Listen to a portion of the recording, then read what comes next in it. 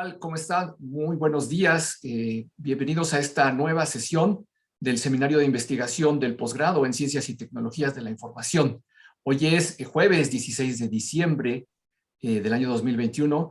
Este es el último seminario del año y quisimos cerrarlo teniendo como invitado a un amigo de mucho tiempo, que además es un investigador muy reconocido y que viene a hablarnos de temas que seguramente son relevantes para el quehacer de los investigadores y los estudiantes de doctorado y maestría que se dan cita en este seminario. Me da mucho gusto recibir al doctor Raúl Monroy, que es un amigo de mucho tiempo. Raúl nos viene a platicar de un tema muy interesante. Todos los usuarios de las redes sociales y en particular del Twitter, sabemos que estamos expuestos a la influencia de no solamente de, vamos a decir, de autores que publican o que generan contenidos, autores humanos, sino también máquinas o bots, como se conocen, que no necesariamente tienen las mejores intenciones. Generan esto que nosotros llamamos fake news, pero que en español debería llamarse bulos, noticias que sirven para sembrar la desinformación y es buena parte de lo que hoy nos viene a platicar el doctor Monroy. Ya saben que como parte de la formalidad de recibir a nuestro invitado, vamos a leer una breve semblanza de su trayectoria profesional. Entonces, les tengo que platicar que el doctor Raúl Monroy obtuvo el grado de doctor en inteligencia artificial por la Universidad de Edimburgo en 1998, bajo la supervisión del profesor Alan Bondi. El doctor Monroy ha trabajado para el Tecnológico de Monterrey desde 1985. Es profesor investigador titular, miembro del Sistema Nacional de Investigadores, actualmente en nivel 3. Es miembro regular de la Academia Mexicana de Ciencias y miembro constituyente de la Academia Mexicana de Computación. En el Tecnológico de Monterrey es líder del grupo de investigación en modelos de aprendizaje computacional y director de los programas de posgrado en computación de la región metropolitana de la Ciudad de México. Raúl, es un gran honor y un gran gusto tenerte con nosotros. Adelante, por favor.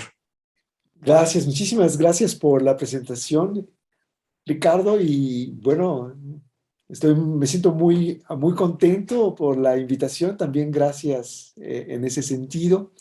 Algo que omití incluir en la semblanza y que al mismo tiempo se te ha pasado a ti, es que soy yo egresado de la Universidad Autónoma Metropolitana Así es, y que Unidad fuiste mi Iztapalapa. maestro alguna vez. Exactamente, exactamente. Así que están platicando con pues vaya, pues con alguien que en algún momento estuvo en su alma mater, ¿verdad? Compartimos esto, Nos da mucho todos los gusto. que estamos en este momento aquí conectados al menos, ¿no? Pues muy bien, vamos a comenzar. Debo decir que de manera muy cínica tomé la presentación que preparó en su momento un estudiante mío de nombre Israel Mata, eh, justo para defender su tesis, la cual pues tiene un título como el que allí se muestra. Eh, la razón por la que lo hago, y esta es la segunda vez que doy esta charla, es porque es una tesis que gustó mucho y además me siento muy complacido precisamente porque Israel, con los resultados que obtuvo, finalmente tomó esta tesis de maestría y la publicó en una revista que se llama Computers and Security, COSE, y que es una revista JCRQ2, pero que ha llamado también la atención, al menos en el sentido de que ha recibido pues un número bastante razonable de citas. Lo hago pues por muchas razones, es decir, presento su trabajo por varias razones, ¿no? Porque pues por un lado me parece que ahora en México en general las tesis de maestría cada vez están tomando mayor fortaleza, mayor fuerza, mayor solidez en términos de avances científicos, y entonces de pronto pues creo que debemos atrevernos a llevar los resultados que obtengamos de nuestros trabajos pues a una revista o a un medio para que quede pues para la posteridad, más allá de la publicación misma de la tesis en las bibliotecas de nuestros recintos, ¿va? Eh, entonces, es una presentación, va a estar mucho a modo de lo que una persona prepara cuando está defendiendo su tesis de maestría. Entonces, bueno, espero que lo disfruten. Bueno, la primera lámina es, digamos, algo esperado. Lo que estaba tratando de comunicar aquí es que Twitter es esta red social popular, ¿verdad? Que conocemos todos, o la mayoría, ¿verdad? Estoy seguro que todos los que estamos aquí sí lo conocemos. Y bueno, como tal, pues en 2019, a finales de 2019, pues había un promedio de 139 millones de usuarios activos diariamente. Y bueno, esto pues es algo conocido. Lo que quiero aquí llamar su atención es que, como lo mencionaba Ricardo, de pronto lo que tenemos en Twitter es mucha actividad de bots, es decir, programas, máquinas que finalmente realizan una tarea. La tarea es muy específica y evidentemente hay algunos bots que se han diseñado para la plataforma con el propósito de asistir en su uso, y otros que no tanto, ¿no? Y dentro de los que no tantos o maliciosos, pues podemos tener aquellos que generan contenido falso, aquellos que distribuyen, incluso si quieren ustedes verlo así, eh, correo no deseado, es decir, anuncios y demás, etcétera, ¿no? Entonces, la existencia de estos bots, pues es algo evidente para los creadores y desarrolladores de la plataforma desde tiempos anteriores, ¿verdad? Sin embargo, es eh, claro que por muchos escándalos que hubo en su momento, en particular en las elecciones del presidente Trump en Estados Unidos, o el expresidente Trump en Estados Unidos, la presencia de bots con el propósito de minar, encontrar eh, personas que pudieran ser manipulables a través de un perfilado con técnicas que se usan desde hace décadas, varias décadas, incluso cientos de años, al menos 150 años, pues manipularon pues la opinión de una serie de ciudadanos estadounidenses que lo llevaron pues a la silla presidencial. Entonces, el descubrimiento de bots, y en particular bots políticos, se ha eh, vuelto un tema de interés eh, eh, tanto para la gente que aborda los aspectos sociales de las redes sociales, valga la redundancia, así como para la comunidad científica, ¿verdad? Que busca tratar de determinar si asociado con una cuenta hay un usuario genuino, es decir, alguien de carne y hueso, ¿verdad? O bien una máquina o un programa, ¿no? Entonces, eh, la, el trabajo que voy a mostrarles en realidad se centra en una hipótesis muy simple, ¿no? Es algo que, pues, en particular con mi grupo hemos aplicado ya por varios años, y lo que nosotros insistimos mucho es que cuando tú, por ejemplo, creas un clasificador y ese clasificador, digamos, es binario o multiclase, es decir, cuando de manera supervisada entrenas, construyes un clasificador, dándole ejemplos de cada una de estas clases, los comportamientos en términos de desempeño que puedes llegar a tener son altísimos, ¿no? Sin embargo, encontrar ejemplos de las clases subyacentes no siempre es una tarea fácil, particularmente en cuestiones de fraude, en cuestiones de ciberseguridad.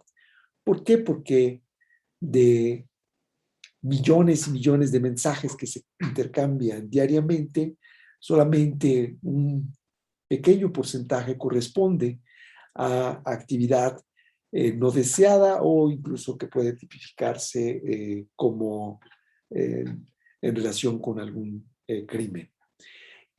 Así que nosotros lo que hemos insistido siempre es que en este tipo de situaciones lo que debemos hacer es eh, siempre que sea posible, pues comenzar con clasificadores binarios o multiclase, pero también de tener detectores de anomalías. Es decir, construir clasificadores entrenados con ejemplos o ejemplares de la clase que presumimos es normal o genuina y ponerlo a funcionar, a trabajar para detectar comportamiento anómalo que pudiera estar asociado con en este caso, un bot o algo pues que de alguna forma queremos identificar para evitar un daño posterior, ¿no? En ese sentido, ¿verdad? Pues la hipótesis a validar en este trabajo de tesis de Israel es que las cuentas automáticas, es decir, aquellas que tienen un comportamiento automatizado, muestran un comportamiento diferente al que puede observarse en una cuenta asociada con un humano, ¿no? Esa es, digamos, la idea general. Normalmente, insisto, lo que hacemos en el grupo es construir estos clasificadores de una sola clase, así se les llama, a diferencia de los binarios o multiclase, y de esa manera, cuando vamos detectando anomalías, pues las vamos separando y luego, con ayuda de un experto, vemos si efectivamente la anomalía está asociada con algo que queremos detectar como dañino, ¿no? En ese sentido, ¿verdad? Recuerden que no necesariamente algo que es anómalo es dañino, se presume que puede ser malicioso, pero no necesariamente lo es. Y bueno, en el caso de muchos estudios que hacemos en la academia, pues el experto en ocasiones pues es el estudiante mismo, ¿no? Pero cuando se trabaja, por ejemplo, con la industria, pues el experto puede ser el manejador de un sitio, etcétera, etcétera, ¿no? Nosotros hemos aplicado este tipo de técnicas, por ejemplo, en el contexto de sitios electrónicos, donde quieres detectar cuentas que pueden inflar, por ejemplo, de pronto la popularidad de un producto o, eh, no sé, el hecho mismo de estar tratando de eh, castigar, vamos a decirlo, al sitio a través de una cantidad enorme de visitas que no necesariamente te llevan a algún tipo de conversión, etcétera, ¿no? Entonces, es un hecho que cuando nosotros desarrollamos este trabajo en el 2019, a finales de ese año, pues ya había una gran cantidad de métodos para detectar bots, pero la mayor parte de los que estaban allí eran multiclase, pues, ¿no? Y de hecho se habían propuesto diferentes modelos, es decir, vamos a llamarlo así, formas de representar o de modelar los eventos que ocurrían dentro de esta red social en particular, Twitter, y habíamos visto, de acuerdo a la literatura, diferentes desempeños de clasificación, pero todos ellos muy, muy buenos, ¿no?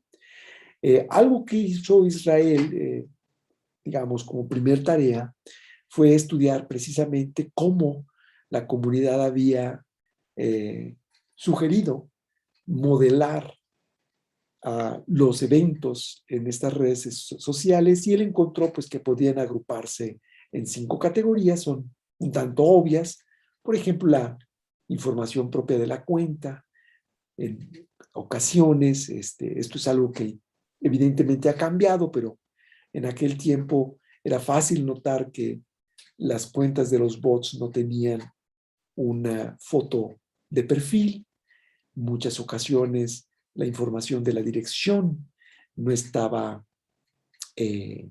incluida, etcétera, ¿no? Evidentemente, otro elemento es el contenido, es decir, el tipo de información que intercambian o se intercambian a través de estas cuentas, digamos, qué tanto, cómo se usa la cuenta en particular, por ejemplo, cuántos seguidores tiene un usuario, a cuántos sigue, cuántos mensajes o tweets envía por día o por unidad de tiempo, cuántas respuestas envía, cuántos retweets hace. Entonces, esto es importante porque, como pueden imaginarse, a pesar de que usuarios como puede ser Donald Trump o como puede ser eh, alguien como Hamilton, tal vez, ahora que se convirtió en Sir, pues necesitan ayuda automática para responder a la gran cantidad de mensajes que pueden recibir en un solo día. Pues es un hecho que si tú programas a un bot para que retuitee, por ejemplo, los mensajes de Donald Trump, pues lo puedes hacer a una tasa o a una velocidad que puede ser sospechosa, ¿no? Claramente puedes decir aquí hay algo que no es natural, ¿no? Que es más bien, pues, artificial, ¿no? Y bueno, en ese sentido, otro grupo de características, pues, tiene que ver con las redes sociales, ¿no? En el sentido de, pues, cuántos, cómo se comportan las cuentas en términos de los seguidos y los seguidores, pero también cómo son seguidos los seguidos de los seguidos y cómo son seguidos mis seguidores, ¿no? Entonces, esta red nos puede dar información importante y el otro grupo de rasgos que se ha usado para modelar comportamiento de una cuenta en Twitter es el sentimiento asociado con los mensajes que a través de la cuenta se emiten, ¿no? Entonces, lo que hizo con ello Israel, pues de tratar de encontrar, ¿verdad? Un conjunto de rasgos que fuera lo suficientemente pequeño como para detectar de manera precisa a un bot, pero al mismo tiempo, ¿verdad? Tratar de ser lo suficientemente general y comprensivo, ¿no? Y en ese sentido, pues contrastemos, por ejemplo, estos dos trabajos, ¿no?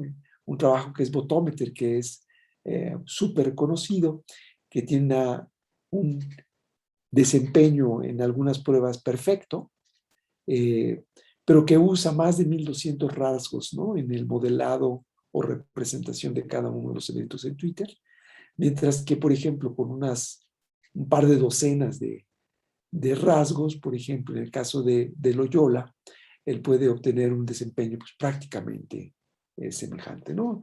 Desde el punto de vista estadístico, difícilmente puedes encontrar diferencias significativas, ¿no? Entonces, en ese sentido, pues lo que hizo Israel es tratar de llegar a un conjunto reducido, pues, de rasgos, basándose mucho en el trabajo de Loyola y el resto, que bueno, que es parte también de mi grupo, o en ese momento lo era, ¿no? Y bueno, ¿cuáles eran las limitantes en aquel tiempo de los métodos de detección de bots? Pues como les decía, ¿no? En términos generales, todos estos clasificadores están diseñados para detectar, digamos, con comportamiento conocido. Tan pronto como encuentras una desviación en ese comportamiento, ocurre, ¿verdad?, que el desempeño de clasificación baja de manera incluso dramática, ¿no?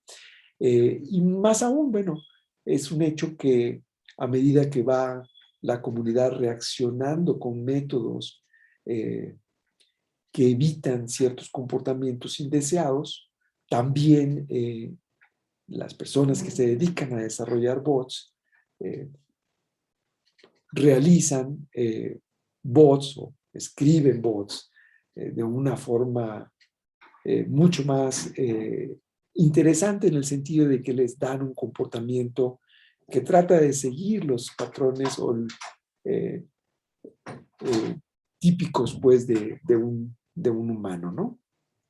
Es evidente que incluso existen herramientas, seguramente ustedes las conocen, para escribir bots que hacen, pues, que el diseño de esto sea lo más flexible y que uno pueda programar características que, insisto, pasen muy fácilmente por un ser humano, ¿no? En ese sentido, pues, yo creo que todos nosotros conocemos cosas muy interesantes que están sucediendo, por ejemplo, en nuestra inteligencia artificial, como pues Sofía mismo, o como, no sé, algunas aplicaciones que de pronto sorprenden, ¿no? Al menos a mí todavía no dejan de sorprenderme. Y bueno, entonces aquí el punto es donde se basa, digamos, la tesis en términos generales, es justamente en ¿no? Que decimos, perdón, que es el que, pues cambios, si yo programo un cambio en el comportamiento de un bot, pues bien puede resultar en que los mecanismos actuales pierdan el desempeño que inicialmente habían prospectado, ¿no? Entonces, lo que buscamos es no reemplazarlos. Esto es algo que debía haber dicho desde un principio, pero siempre se me pasa. No se trata de reemplazar a los clasificadores multiclases, sino más bien se trata de complementarlos. ¿Y cómo los complementas? Pues con detectores de anomalía, ¿no? Entonces, llamados también pues clasificadores de solo una clase, pueden entrenarse para detectar de manera efectiva ejemplares que no pertenecen a la clase y que presumimos, ¿verdad?, que pueden ser precisamente de tipo bot, ¿no? Obviamente, en el entrenamiento o construcción de estos clasificadores, insisto, lo que hacemos es tomar ejemplares de la clase que consideramos pues es genuina o normal. Y aquí, bueno, Israel se planteó estas preguntas. No las voy a leer porque en los experimentos que él después formula para responder estas preguntas, lo haré con un poquito más de detalle, ¿va? Entonces, estas serían, digamos, las contribuciones del trabajo. Primero, pues una búsqueda muy comprensiva con el propósito de seleccionar los rasgos que comprendieran de alguna forma el comportamiento de cuentas de Twitter, una evaluación de este desempeño de métodos de clasificación de solo una clase en el contexto de detección de bots en Twitter, y una comparación directa de los desempeños de diferentes tipos de métodos, en particular de detección de anomalías y los métodos de clasificación multiclase. Y evidentemente esta comparación las conclusiones son sustentadas de acuerdo a los resultados arrojados por diferentes pruebas estadísticas, ¿no? Entonces, pues ahí va, ¿no? Dices, primero, algo que no quisiera hacer, digamos, como que obviar, es que, pues, ¿qué son estos de los clasificaciones de una sola clase, ¿no? Entonces, bueno, básicamente podemos imaginarnos, ¿no? Sería la idea, ¿no? Que de pronto tenemos datos, aquí en este caso los estamos colocando, digamos, en 2D, ¿no? Y lo que es importante es, pues, que si yo puedo suponer que todos estos datos, ¿verdad?, son los de la clase normal, ¿no? Y entonces lo que voy a buscar es un clasificador que sea capaz de cerrar de construir esta curva de tal suerte que si viene algún elemento que no es de los que en principio están o pertenecen a este grupo, pues lo clasifique como anómalo, ¿no? Entonces, normalmente, si yo tengo ejemplares de las dos clases, es decir, de la clase normal y la anormal, pues puedo construir un clasificador binario. Y entonces, pues ¿Qué es lo que haces con un clasificador binario? Pues en realidad le das al clasificador los ejemplares de la clase, digamos, rectángulos azules, los ejemplares de los rectángulos, los círculos rojos, y bueno, pues construyes o entrenas un modelo de decisión, ¿no? De tal suerte que si viene un elemento nuevo, pues a lo mejor, por ejemplo, si usas un clasificador basado en distancias, dice, bueno, pues este está más cerquita de este grupo o de esta clase que de esta otra, por lo tanto, pues lo llevo a esta clase de los triángulos azules. Si por el contrario el elemento nuevo está más cerquita de los rojos, pues lo llevo pues a la clase de los rojos, ¿no? En cambio, cuando tú construyes un clasificador de solo una clase, pues digamos, tienes elementos y consideras que todos los elementos son normales, son genuinos, son de la clase objetivo, ¿verdad? Y nuevamente buscas construir de alguna forma, si quieres ver una curva que los encierre, de tal suerte que si viene un nuevo elemento, ¿sí? Entonces, a lo mejor lo que puedes decir es, bueno, voy a poner una especie de umbral alrededor, ¿verdad? Y bueno, si mi nuevo elemento pertenece a este lugar, digamos, estamos muy cerca, digamos, de este grupo, de esta clase, es decir, no excede este umbral, pues entonces digo que es genuino, de otra manera lo marco como anómalo y lo separo de tal suerte que pueda estudiar posteriormente a qué se refiere, ¿no? Obviamente aquí estoy hablando de distancias, pero no todos los clasificadores de solo una clase trabajan en función de distancia. Es muy común verlos así, pero no tienen por qué ser de esa manera, ¿no? Por ejemplo, hay clasificadores de solo una clase o detectores de anomalías hechos a través de árboles de decisión. Entonces, trabajan de forma diferente, mientras que aquí en este caso estoy considerando, pues, en mi ejemplo, un clasificador de solo una clase que está basado en agrupamientos, ¿no? Y bueno, continuando, pues las ventajas de usar clasificadores de una sola clase, pues es que pues en principio pueden detectar comportamientos, ¿verdad? Decimos que este comportamiento es de bots, pero no tiene por qué ser bots, ¿cierto? O sea, simplemente vamos a detectar comportamientos pues que son inusuales con relación a lo que vimos original o inicialmente. Pero lo que sí es cierto es que van a, de alguna manera, mitigar las limitaciones que tienen métodos de detección multiclase, porque en general estos métodos de detección multiclase terminan comportándose mal cuando se les dan bots que no pertenecen a las clases que originalmente el método había conocido, ¿no? Entonces, se perdió mi mouse, aquí está, ya lo volví a ver, pero no, de pronto lo pierdo.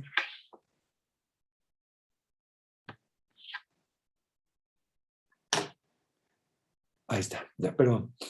Entonces, y bueno, obviamente, algo que es muy importante es que, insisto, imagínense que que uno va detectando estas anomalías, las va separando. Entonces, esos ejemplares que son anómalos, tenemos que detectar si efectivamente son los elementos de la clase objetivo que quiero también separar. Y en ese sentido, pues, voy populándose, o poblando más bien, una clase que es la clase no deseada con ejemplares y después puedo construir un clasificador multiclase, ¿no? Ahora, que no solamente va a tratar de detectar, digamos, lo normal y lo que no lo es, sino que le voy a dar ejemplares de lo que no es normal y entonces voy a tener métodos obviamente mucho más poderosos, ¿no? Insisto, la idea es complementarlos, ¿no? Si ya conoces ejemplares suficientes, sobre todo si tienes muchos ejemplares o suficientes ejemplares de todas las clases, pues ya lo hiciste, ¿no? Pero si de pronto puede cambiar o formar o surgir una nueva clase, el uso de los clasificadores de solo una clase es necesario en general, ¿no? Y bueno, este es método experimental que se planteó Israel. Aquí viene la serie de rasgos. Voy a hablar rápidamente. Algunos de ellos, por ejemplo, tienen que ver con el uso de la cuenta. Por ejemplo, el, el número de segundos promedio entre diferentes mensajes, el número de tweets en donde se dice, pues es mi favorito en esta cuenta, etcétera, etcétera, ¿no? El conjunto de datos o los conjuntos de datos que usó en su investigación son estos que produjo Cresci en su momento y que después fueron refinados por Chavarría. Son cuatro conjuntos de bots. Son algunos la mayor parte son de tipo spam, ¿verdad? Todos son de tipo spam, solamente que algunos se les llaman spam sociales y los otros son spam tradicionales. Tienen ahí información del número de cuentas, el número de tweets, el año en que se recolectaron. Estas bases de datos que produjo Cresci en su momento han sido, insisto, refinadas por Chavarría recientemente y tienen ahora ya más conjuntos de datos con bots y otros de cuentas genuinas, ¿no? Obviamente, pues la idea era en su momento, ¿verdad? Usar varios clasificadores y tratar de entender cuáles son, digamos, cuáles tienen un comportamiento interesante. Usó lo típico, KNN, redes bayesianas, J48, máquinas de vector de soporte, etcétera, etcétera, ¿no? Y ahí está un clasificador multiclase que se llama PVC4CIP, que es uno de los, digamos, contribuciones de mi grupo. También están estos tres que están aquí. Ajá. Estos tres que aparecen primero son cosas que hemos producido en el grupo. Estos dos son muy semejantes. Son clasificadores de solo una clase que trabajan en base a agrupamiento. Digamos, nada más para hacer una idea general, pues imagínate que tú le das datos aquí, ¿no? En diferentes lugares, y lo que trata de hacer este clasificador es como que encontrar, pues, grupos, ¿verdad? Yo siempre lo veo, trato de decir que esto es como una especie de red, una red de pescadores, pero bueno, cada uno con su propia red. Y bueno, lo que hace este clasificador es que pues, cuando llega algo, ¿verdad? Pues trata de ver a cuál de estos pescadores pertenece, y si no pertenece a ninguno, porque está muy lejos, pues entonces lo clasifica como anormal y de otra manera pues lo clasifica como genuino, ¿no? Entonces, es muy simple. El único problema es que computacionalmente es muy costoso. Bueno, es de orden cuadrado y eso, pues cuando ya tienes millones de ejemplares, ya no es precisamente muy aplicable. Hay una versión paralela de Bagging Random Miner perdón, es al revés. Están mal las siglas.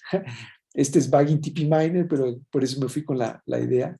Las siglas están mal. El que les acabo de describir es Bagging TP Miner, el que tiene complejidad cuadrática, ¿verdad?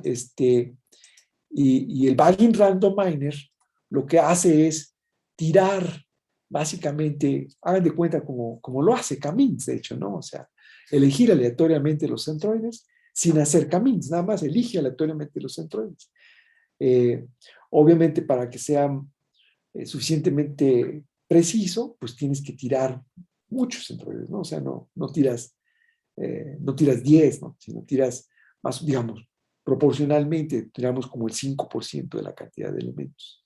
Y entonces lo que ganas, Bagging TP Miner de hecho es mucho más preciso que Bagging Random Miner. El que lo hace aleatorio es más preciso que Bagging TP Miner, pero el costo es justamente, en Bagging Random Miner es muy fácil de construirse, es constante, es complejidad 1, mientras que Bagging Pin Miner, la complejidad es cuadrática en el número de centroides. Si lo quieren ver así, el número de grupos. Pero, ¿verdad? Es muy rápido para clasificar, pues. En cambio, Bagging Random Miner es muy lento porque en lugar de compararte contra unos cuantos, una decena de centroides, pues el Bagging Random Miner te comparas con el 5% de la población, ¿no? Entonces, es mucho más lento para clasificar. Y el otro que se llama OCRA, que también en algún momento propusimos, ¿no? En fin, pues seleccionó todos estos y, perdón, aquí nuevamente se pierde esto me pasa en Zoom, no sé por qué. Allí,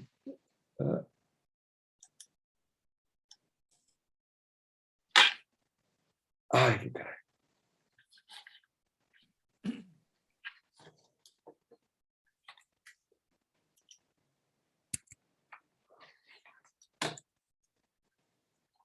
Perdón, es que cuando empiezo a anotar, no sé qué problema tengo en esta máquina que pierdo de pronto el cursor, y si pierdes el cursor, pues no puedes borrar la barra de anotación, ¿verdad?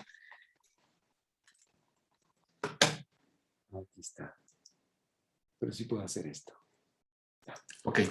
Ok, perfecto. Entonces, la medida de desempeño que vamos a usar para comparar los diferentes clasificadores, pues es el área bajo la curva, que es una medida que considera tanto la tasa de falsos positivos como la tasa de verdaderos positivos. Y es una medida que entre más cercana a 1 sea, es mejor. Es decir, el clasificador se comporta pues mejor. En particular, aquí mostramos, ¿verdad? Este sería el clasificador perfecto, el que tiene una área bajo la curva igual a 1. El clasificador que nadie quiere encontrar es justamente el que está acá, porque básicamente no decide, ¿verdad? Simplemente se echa un volado y en función de eso dice, pues, está en la clase positiva o la buena o la normal, o está en la normal, y esta sería la curva de un clasificador, digamos, más realista, ¿no? Cuando tienes una cosa como esta, pues dices, seguramente esto está sobreentrenado y muy posiblemente no voy a tener nada interesante, ¿no? Al final. Entonces, bueno, los resultados y los experimentos son como siguen, ¿no? Entonces, esa es la primera pregunta que se plantea, ¿no? Dice, oye, ¿qué pasa con el comportamiento de los métodos binarios? Mi hipótesis es que su desempeño decrece cuando tiene o se le pregunta que identifique bots de un tipo que desconoce, ¿no? Entonces, la respuesta, pues es cierto, eso es cierto. Sin embargo, tiene un desempeño tremendo para clasificar bots o ejemplares de clases conocidas, ¿no? Entonces, el experimento que se planteó es, voy a construir un clasificador, ¿sí? Solamente que lo voy a construir de esta manera. Es un clasificador de 2 clases, le voy a dar ejemplares de la clase genuina y le voy a dar ejemplares de un tipo de bot de los que tengo ya como conocidos. Y después lo que voy a hacer es, pues, probar cómo se desempeña este clasificador si le doy bots de un tipo diferente al que se le dio al principio, ¿verdad? Y lo voy a hacer uno para cada tipo de bot que tengo a la vez, ¿no? Y entonces, bueno, te planteas esto y bueno, aquí puedes ver, después de hacer un experimento de 10 pliegues, ¿sí? Es decir, en donde repetimos el proceso de entrenamiento y de validación 10 veces,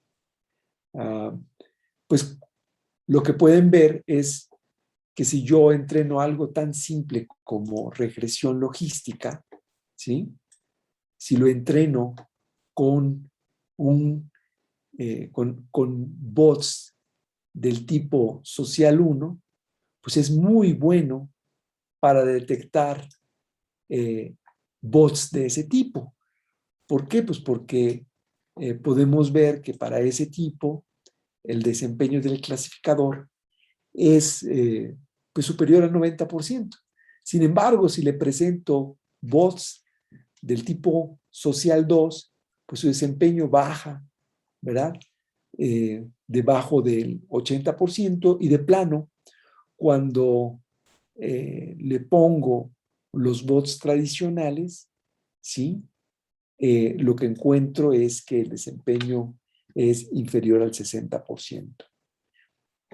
KNN, curiosamente, en este caso, como un clasificador multiclase, binario en particular, cuando le doy los bots de tipo 1, pues se vuelve un clasificador de estos horribles, porque su desempeño es incluso inferior al 50%, ¿no? Algo que es interesante notar es que parece que estas dos clases, la clase social 1 y la clase social 3, son aparentemente similares en comportamiento, porque vean cómo en el caso de regresión logística puede detectar pues, prácticamente al mismo nivel. Ok, y bueno, pues como pueden notar aquí, no voy a ir en todos los elementos, aquí lo que es importante es que si yo entreno, por ejemplo, a J48 con bots de tipo social 2, pues entonces resulta que detecta muy bien los de social 2 y social 1 y social 3, que ya decía yo antes que tienen un comportamiento semejante, pues su desempeño baja, ¿no? Y lo mismo pues pasa para KNN en una circunstancia semejante, ¿no? Entonces la respuesta a la pregunta es cómo fue, ¿no? La siguiente pregunta que se plantea es si el desempeño de los métodos multiclase también decrementa cuando se trata de identificar bots de un tipo desconocido, ¿no?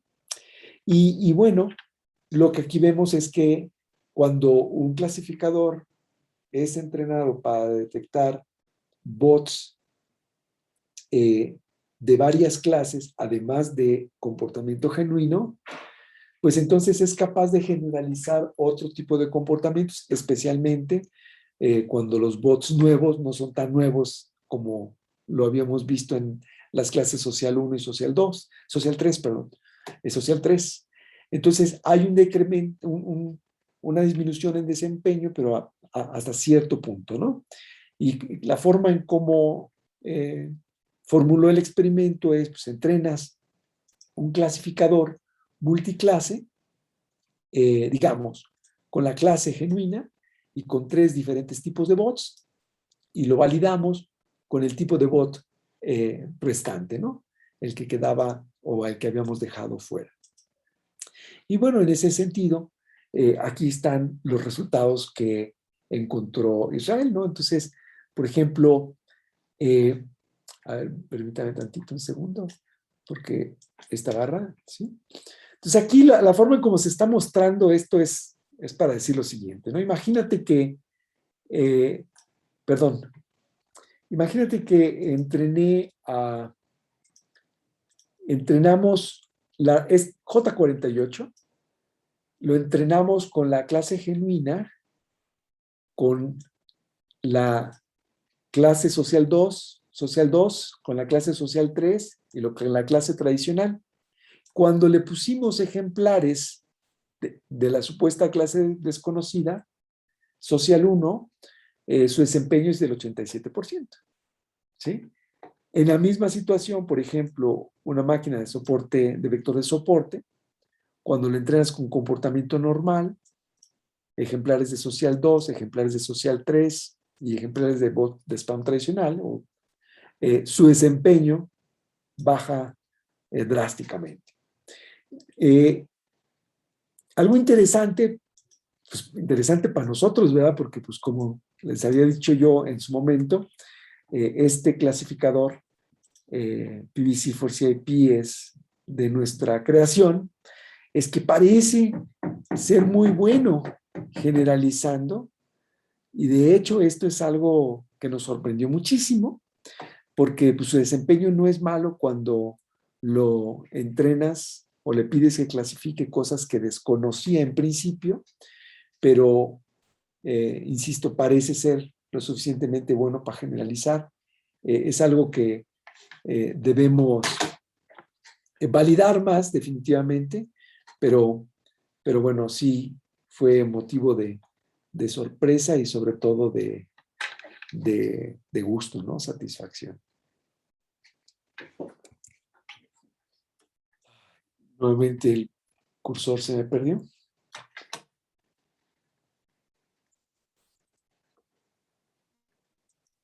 Ok. Y bueno, entonces la siguiente pregunta que se plantea es si podemos detectar usando clasificadores de solo una clase bots, que no,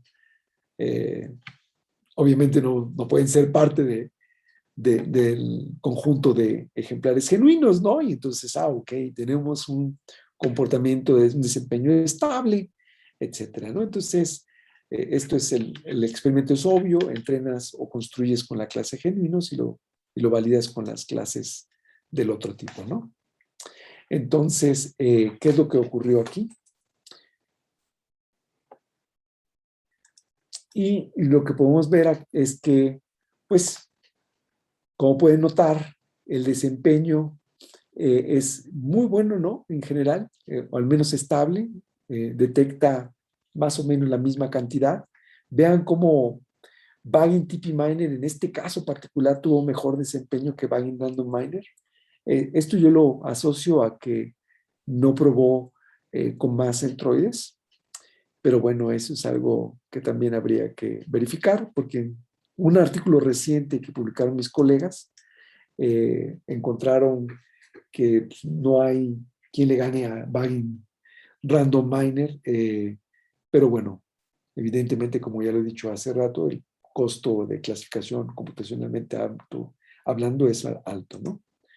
Y bueno, aquí lo que vamos a hacer es mostrar si hay diferencias estadísticas en los comportamientos, usando estos diagramas que se llaman de diferencia crítica. Aquí lo más importante es que si eh, es un,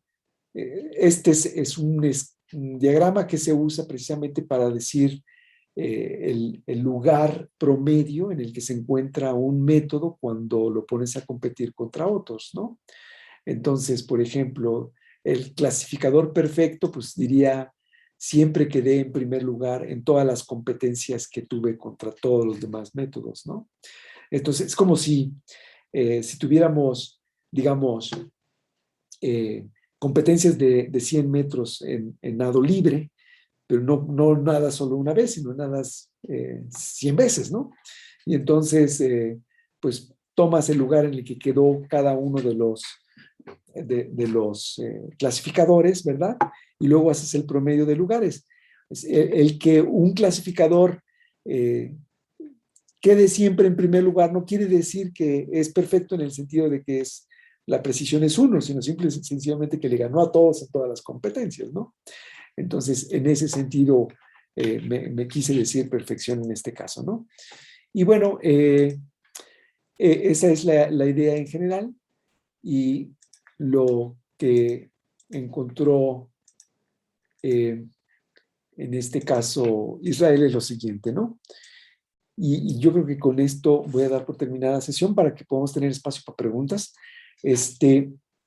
Miren, lo que encuentra es que el PBC4CIP es, en términos generales, mejor, ¿no? Siempre termina con un lugar preponderante. Pero Bagging TP Miner queda digamos, en el segundo mejor. Y aunque no tiene diferencias significativas con estos otros dos clasificadores, lo más importante es que en la detección de bots, pues este es primer lugar porque conoce los tipos de bots que tiene que clasificar, mientras que este no conoce los bots a clasificar, solamente conoce comportamiento genuino. Aquí hay un typo que les suplico ignoren, y ese es, digamos, en términos generales, los resultados que obtuvo, ¿no? Entonces, aquí ya viene un poquito de conclusiones, pero creo que me voy a detener. Voy a poner aquí la parte de conclusiones y la voy a dejar así para que ustedes pues podamos tener un poco de intercambio, ¿no? Bien, muchas gracias, Raúl. En tanto se preparan las preguntas que podrían hacer los participantes en el público, yo te quiero hacer dos preguntas. La primera de ellas es, ¿a qué le atribuyes las ventajas que mostró este último método PBC4CIP? Sí, fíjate que la pregunta es muy interesante y nosotros nos los preguntamos, ¿verdad? ¿Cómo es que tiene esta capacidad? Y la respuesta, en mi opinión, tiene que ver con lo siguiente. Son varios factores. El primero es que PBC4CIP es un método que clasifica usando patrones de contraste. ¿Y qué son los patrones de contraste? Pues imagínate que separamos una población en dos partes, ¿no? Vamos por género, mujeres y hombres. Y entonces lo que le pedimos al clasificador es que encuentre patrones de la clase varón que se contrasten con la clase mujer, en el sentido de que el patrón se cumple en la mayor parte de los varones y se cumple en pocas circunstancias en el caso de mujeres, ¿no? Entonces, por ejemplo, bien puede ser que el patrón diga, ok, si es calvo, es varón. Y se cumple resulta que el 80% de tu población de varones es calvo, ¿no? Entonces, pero ese patrón se cumple una vez en toda tu población de mujeres. Entonces, es muy preciso porque contrasta mucho el comportamiento. Entonces, ¿qué es lo que ocurre? Que cuando le llega un comportamiento, digamos, de un bot, de una clase que no vio, pues entonces todos los patrones empiezan a competir. Y entonces los patrones de la clase normal dejan de ser tan sustanciosos o dejan de cubrir tanta población. Es decir, es como si los patrones de contraste de la clase normal dijeran, yo voto a que es de mi clase por un 30%, mientras que los otros clasificados, la otra parte de los patrones que están caracterizando bots, pues algunos dirán, pues yo creo que es como que de mi clase, pero como el 60%. O sea, Y que el hay otro como una dice, especie de subasta, perdóname. lo podemos ver así. En realidad es una suma ponderada, pero porque depende del tamaño de la clase. Entonces, las clases minoritarias tienen un mayor peso. Entonces, como la clase mayoritaria, que es la clase normal, no tiene sustentos para decir es de mi clase, pues las clases minoritarias dicen, pues nosotros ganamos. Entonces, a lo mejor no ganan, vaya, una de las 4 restantes va a ganar o una de las 3 restantes va a ganar. Eso es básicamente en mi opinión, la razón más preponderante. La segunda razón es que cuando haces este promedio de desempeño, como pudiste notar, la clase social 1 y la clase social 3 de bots son muy parecidas. Entonces eso también provoca que el clasificador tenga muy buen desempeño también en general, ¿no? Entonces, es a eso a lo que yo se lo atribuyo, Ricardo. Muy bien, gracias. Creo que todavía no llegan preguntas de nuestro público. En el chat Hay una, dice, me distraje y solo lo mencionó un momento, pero ¿podría decirnos, explicarnos qué significa social 1, 2 y 3, por favor? sí, en realidad, Cresci cuando construyó sus bases de datos de bots, eh, lo que hizo fue justamente acercarse con gente que construye bots con diferentes propósitos conocidos, ¿sí? Ujú. Comerciales incluso, pues, o sea, y entonces lo que hizo fue recolectar un conjunto de los bots eh, de estas compañías que se dedican a venderlos. Entonces se hizo socio de la compañía para poder tener acceso al comportamiento de los bots. Entonces, cuando hablamos de social 1, 2 y 3, pues se refiere básicamente a los diferentes cohortes que él construyó a través de esta plataforma que se dedica a vender bots de tipo spam. Okay. Quiere decir que es una clasificación que ustedes recogieron a partir del estado del arte que generaron.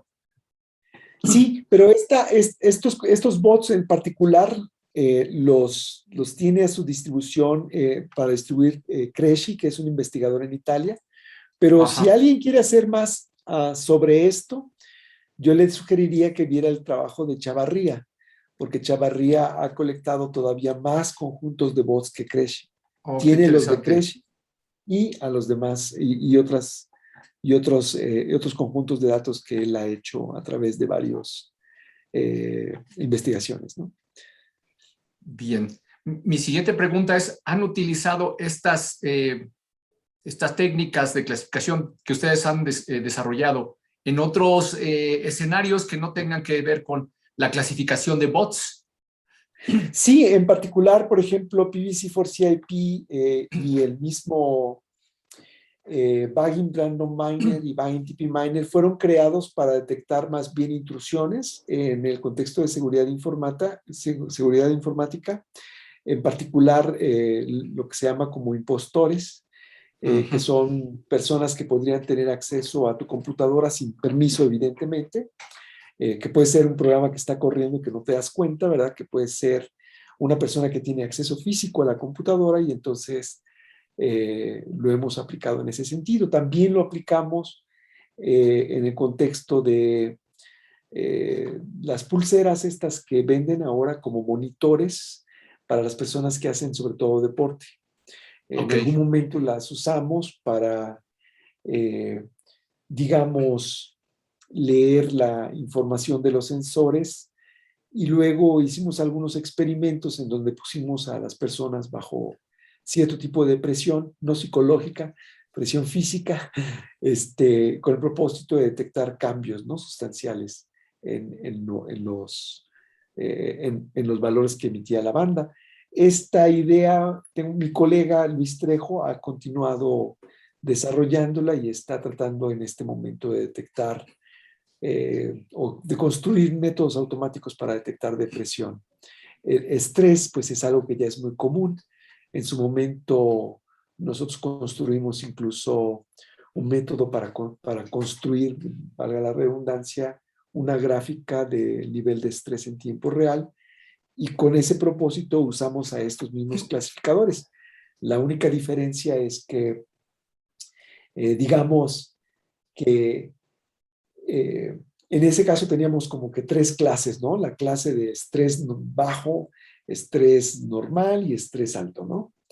Y entonces construimos un clasificador de solo una clase para cada una de las tres clases y entonces eso nos permitía dibujar la curva, ¿no? De si estábamos en más cercano a normal que normal, digamos, alto, que si anormal bajo o bajo de plano, etcétera, etcétera, ¿no? Entonces podíamos tener una gráfica un poco más interesante, sí. pero sí, todos en el contexto de detección de anomalías. Mi siguiente pregunta es, ¿no tienes la impresión de que en este asunto de, y no aplica solamente a los bots contra sus algoritmos de detección, sino en general en muchas aplicaciones de la inteligencia artificial, ocurre esto que se llama en teoría de juegos una carrera armamentista? O sea, se mejoran los bots, tienes que mejorar los mecanismos para detección, y esto no sé hasta dónde vaya a terminar. Sí, bueno, es exactamente lo mismo. Ocurre de esa forma, y bueno, lo que podría ocurrir en un futuro es que si esto de inteligencia artificial prospera, pues va a llegar un momento en que en principio es como una prueba de Turing, ¿no? Te doy comportamiento y tú tienes que decir, ¿es una máquina o es el ser humano? Y si es tan buena la máquina como para que pase desapercibida, ¿verdad? Pues entonces pues va a ser difícil de poner, va a llegar un momento, ¿verdad? Que si esto de inteligencia artificial realmente en algún momento funciona, pues no va a haber manera de separarlos, ¿no? Entonces sí, en ese mismo contexto, por ejemplo, pues lo que ocurre es que esta gente pues lo que tiene son granjas de bots, ¿no? Entonces, millones de bots, millones de cuentas, ¿no? Entonces, las puede disparar de manera aleatoria, por así decirlo, de tal suerte que no sea fácil de percibir.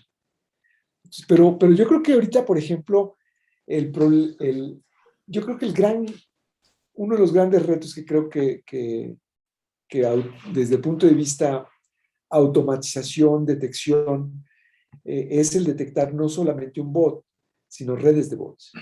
Es decir, sí, ¿cómo le haces para detectar primero uno, ¿no? Y luego a todos los que vienen con él? Entonces, de hecho, la semana pasada Twitter anunció que dio de baja dos redes de bots asociadas con dos políticos diferentes. Entonces, seguro que todo esto que tuvo que ver con un estudio manual, ¿verdad? Para detectar la red. Entonces, sería ideal darles a ellos herramientas que les permitan detectar estas redes de manera más automática. Muy bien. Con un Ahí poquito más de tenemos a sí, David. adelante, David. David, por favor, adelante con tu pregunta. Sí, ¿sí me escuchan? Perdón. Sí, Sí, fuerte y perfecto. claro. Yo tengo una pregunta, tiene que ver más con el texto. Digamos, ¿qué tanto diría que impacta el lenguaje informal en un tweet, por ejemplo, de lo que pueden generar los bots? Por lo que entienden los bots, pues bueno, pues tienen ya un lenguaje predefinido y de hecho son instrucciones básicas, ¿no? Pero ya un humano, pues digamos, sí puede meter más lenguaje informal y, no sé, podría tal vez hacer más fácil la clasificación. Digamos, en los datasets que tiene o en los modelos que tiene, ¿qué tanto impactaría? Fíjate que la pregunta que haces es muy interesante. En algún momento, justo en este estudio, y mucho motivado por un estudio previo de justamente detección de bots políticos, es decir, no cualquier tipo de bots, sino particularmente bots políticos. Lo que nos planteamos era que seguro que la distribución, por ejemplo, de palabras, en términos de frecuencia en las palabras usadas por un bot, iba a ser bien diferente a la de un ser humano, ¿no? O sea, la riqueza del lenguaje, pues.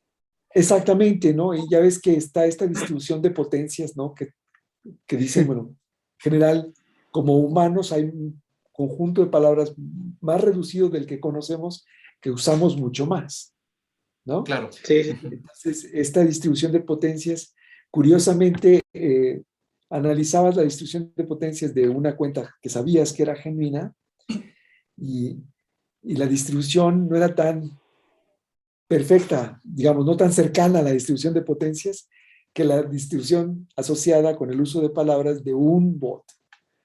Entonces, no pudimos encontrar algo que nos diera luz allí. Es decir, pues lo que pasa es que normalmente lo que hacen las personas que manejan estos bots es que toman contenido que alguien más ha generado, ¿no? Ajá. O la otra es, pues ahora que ya está de moda esto de generar historias, pues tú puedes imaginarte usar GPT-3 o Cambert o Camembert o BERT y le das lo que le llaman un prompt y te genera una historia y la puedes meter. Sí, sí, sí. Y a lo mejor habla de nuestro presidente y a lo mejor dice cosas y de pronto, pues si esa misma historia la empiezan a repetir un montón de bots, pues le hacen una noticia falsa, ¿no? Pero estructuralmente es bien difícil distinguir si el contenido fue generado por un humano o por una máquina.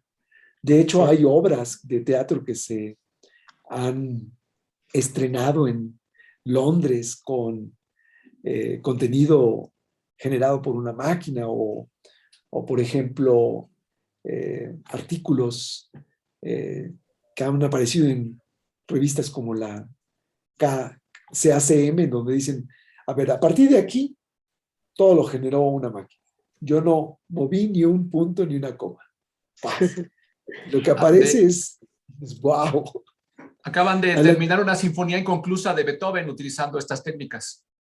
Ajá, ajá. Sí. Sí, en música es, en mi opinión, donde más desarrollo hay en ese sentido, ¿no? En la generación de contenido, en, digamos, arte sintético, Sí. ¿no?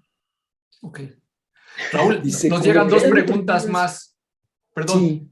nos llegan dos preguntas más. Magali dice que si a partir de todo el conocimiento que han reunido en tu grupo han intentado construir sus propios bots para intentar escapar de esa detección. Esa es una pregunta muy interesante. Y por otro lado, Juan nos pregunta, ¿qué otras áreas de estudio están relacionadas con la detección de bots? ¿Algo en ciencia de redes, por ejemplo? Es muy, muy interesante las dos preguntas. No, nosotros no hemos hecho lo primero. Es algo que hemos, en términos generales, evitado hacer siempre, tanto en la parte de detección de intrusiones o detección de ataques informáticos. Nunca nos hemos metido a tratar de escribir los nuestros, ¿verdad? Creo que sería interesante jugar a los dos, ¿verdad? Al inspector y el ladrón o el perseguidor y el evasor, ¿no? ¿Verdad? Pero creo que es algo que vale la pena, es muy interesante la pregunta que planteas, Magali, yo creo que la voy a sugerir en el grupo a ver qué opinan, ¿no? Y la otra, sí hay cosas de redes interesantes, pero a lo mejor no como... por ejemplo, en esta parte, déjame ver, puedo interpretar tu pregunta de varias formas. Por ejemplo, obviamente si tú tienes, imagínate una red social y la modelas a través de la relación de seguidores y seguidos, o te inventas una relación de similitud, ¿verdad? Para decir qué tan cercanos son las cuentas, pues después a lo mejor puedes usar de estas cosas técnicas muy comunes ahora en día que se llaman graph mining para tratar de encontrar elementos de interés en el grafo que construiste, ¿no? Eso podría ser, ¿no? En términos de redes, lo que yo he visto, algo que incluso me llama mucho la atención, pero me siento pues prácticamente ignorante en el tema, es cómo puedes tener redes dinámicas competitivas que interactúan con el propósito de pues, atacarse, ¿no? O sea, como lo haces en un equipo de fútbol. Qué interesante. O, por ejemplo, puedes imaginarte toda una red de drones, por así decirlo, y tienes una red de suministro eléctrico, ¿cómo le puedes hacer para tirar la red? O cómo puedes defender la red para que no la tiren. Entonces, esa está muy, es un, digamos, muy interesante el problema porque puedes entonces decidir cómo desplegar métodos de protección que son caros. No puedes darte el lujo de tener métodos de protección en todos los nodos de distribución de una red. Entonces la pregunta es, ¿cómo le harías para defender tu red de tal manera que no la tiren, ¿no?